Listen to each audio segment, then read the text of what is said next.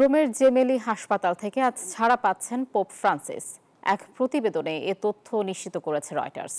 শনিবার জেমেলিতে এক সংবাদ সম্মেলনে কথা জানান পোপের তত্ত্বাবধানকারী দলের প্রধান ডাক্তার সার্জিও আলফিয়েরি। তিনি বলেন, পোপ ফ্রান্সিসের শারীরিক অবস্থার কিছুটা উন্নতি হয়েছে। টানা কয়েকদিন শ্বাসকষ্টে ভোগার পর 14 ফেব্রুয়ারি পোপ ফ্রান্সিসকে রোমের ওই হাসপাতালে ভর্তি করা হয়। এই ঈদে জামা জুতো অ্যাক্সেসরিজের ডিসকাউন্ট। উভয় ফুসফুসে নিউমোনিয়ায় ভুগছেন 88 বছর বয়সী পোপ।